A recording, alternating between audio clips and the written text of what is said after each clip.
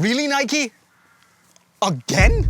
Look, this is the Nike Mercurial Vapor 1 Regen in Shock Orange, which by a lot of accounts is super awesome and a colorway that I personally have wanted remade for a while. So, big W, instant cop, right?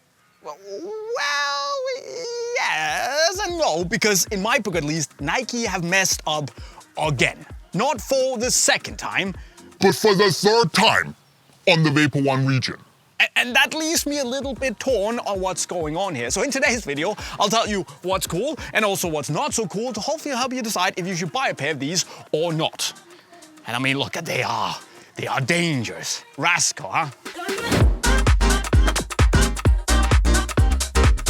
But I'll save the rants for later because we should first take a look at the story here. And just like on the Vapor 1 Regen Cinder, it is kind of straightforward and also centered around CR7's origins. At least that's what it says on the insole.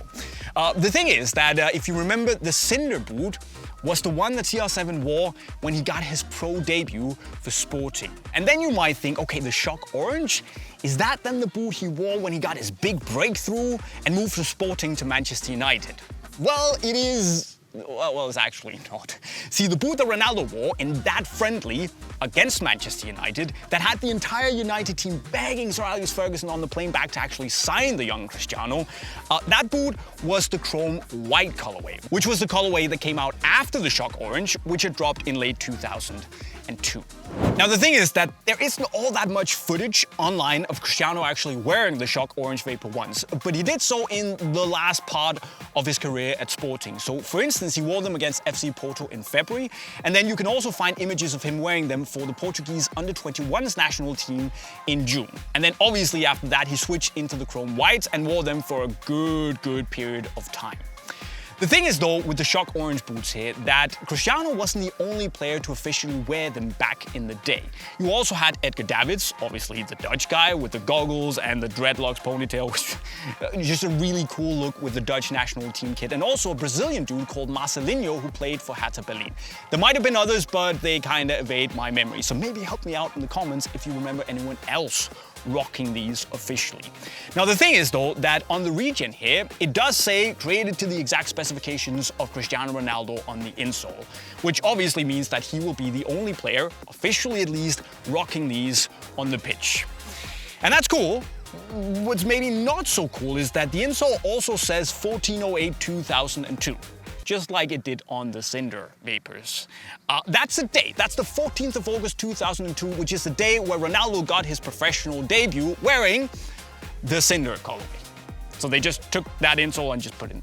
Like, I know that making a new insole just for a new colorway, maybe that's a little bit like, but that's just a little bit lazy, Nike. I mean, these boots hadn't even dropped on the 14th of August 2002. Details matter. To quote Jack Reacher.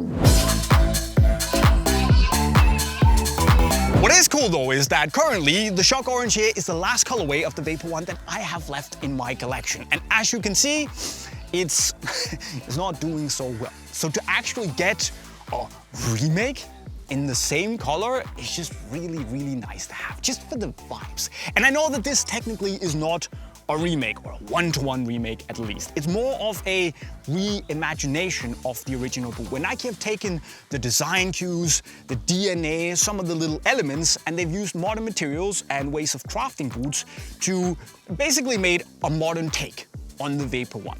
That means that the OG Nike skin that was a little bit stiff has been replaced with a FlyTouch Plus upper, also one piece. It's a synthetic leather material that is a little on the thin, rather soft side when you break it in. And to me, it feels like what Nike skin would have been in 2025. So that's pretty cool. You get the little debossed waves here, the little fold-over tongue that might be the most pointless tongue in the history of fold-over tongues. And also you get the, it's not the external heel counter because it's a piece of plastic, but it kind of looks like the original. So there's that. Now the reason Nike have just used a piece of plastic is that they also use the Vapor 16 Elite outsole that doesn't have an external heel counter. Of course, it does have the zoom airbag, and you've seen it all before. Now, what I would have liked, I've said it before, is for Nike to actually use the Vapor 16 Pro outsole that doesn't have the zoom airbag to give a slightly more traditional and minimal Mercurial feel. But if you really want it, and you're okay with losing your warranty and all that stuff, you can deflate the airbag and, you know, at least get some of the weight. But I'll leave that decision to you. But cool from a tech point of view and reimagine, and that's great, and it works. At least for the front half of the boot. See, since it's completely the same as the chrome limes and the cinders, they also feel identical on foot. Now, I actually do think that the inclusion of FlyTouch Plus here it's a great choice, because to me it does exactly and feels exactly like I think it should on a Vapor 1. Now, FlyTouch might not be the softest synthetic leather on the market by any stretch of the imagination, but this variation of the material, it actually does deliver, because it gives you this really focused, kind of locked in, you know, slightly structured, very, you know, minimal one-to-one feeling of being in a synthetic speed boot. Like you just want, you don't think about comfort there. You just want to feel connected to the boot and very sharp on the ball, and it really delivers on that. Obviously also, especially when you break it in, it does soften up quite well and becomes relatively able to mold around your foot, meaning that it's not exactly uncomfortable, which is more than you can say about the originals, but it does give you that slightly sharper feel, especially also because the shape, it's just super streamlined and sleek, and with a very low pointy toe box that's also on the narrower side, so it just sits really snug around your foot. That to me also means that unless you want it really tight, you should probably consider going up half a size and just have a slightly more cozy and regular fit, to me at least. So no, it's not the most comfortable thing in the world, but it's not supposed to be either, and instead it gives you this really focused and an old school synthetic speed boot feel that you don't see much on Mercurials nowadays. It's for good and bad, but I think that upper material, it's a good choice.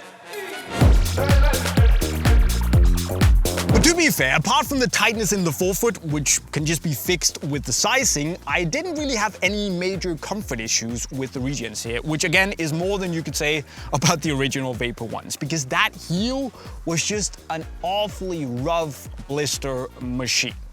To the credit of the new one, you can't say that about this heel. I got no blisters at all in this. There was no pressure, no nothing.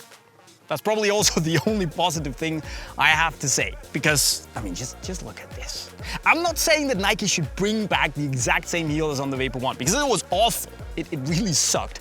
But there has to be some sort of middle ground between the blister machine and this abomination of a heel opening, because it is just so wide. And apart from looking ridiculous from like a top-down view, when you look at it and you have this super sleek forefoot and then this explosion of width in the heel, it also just doesn't feel all that great, because all of that focus you get, that sharpness, that locking you get from the midfoot and forward, that kind of just goes out the window because it's just a big gaping heel. It's just, whoa!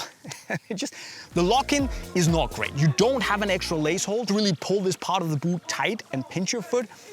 And it just means that, you know, unless you wear grip socks and do the runner's loop, the lockdown and the lock-in just feels not non-existent, but it's just not great.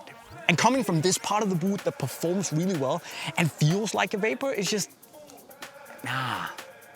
That's, again, that is a shame. If you're like me and you insist on wearing this because this part is great, and obviously it's got the vibes, wear grip socks, do the runner's loop. That's the answer. If you have a wider heel, it's gonna be better for you, but it's still not great. But to sum it up, I think I'm a little bit on the fence. Which is funny because, you know, I'm sitting on the fence. But the thing is that the Shock Orange here is probably my favorite Vapor 1 colorway, and the boot has a lot of good things going on for it, at least from the midfoot and forward. And that's kind of the thing that I can't really make up my mind about it, because if you're out there and you want a really good traditional synthetic Mercurial, the Vapor 1 Regen here offers a very solid boot, at least looking from the midfoot and forward, just like the other two did, and they were very cool, unique experience. For me, the problem is just the heel. It's a big problem because it just kind of ruins the whole experience. And I understand, I appreciate that you can mess up once. you can get it wrong, right? And I also understand that the Shock Orange and the Cinder boots were made too close to the chrome limes, that by the time that the chrome limes hit the market and Nike realized, oh, damn, the heel is wrong, it would have been too late to actually fix it on these colorways in order to still release them at this point. I get that, but now it's basically 3 missed opportunities of really nailing the Vapor One Regen with just, if they just gotten it right, it would have been so hype. So what I'm trying to say is that while personally I like a lot of what's going on in the forefoot and the midfoot, I don't think I would like storm out and just buy them blindly, unless of course you missed out on the chrome limes or the cinders, or you just love yourself some Shock Orange vibes.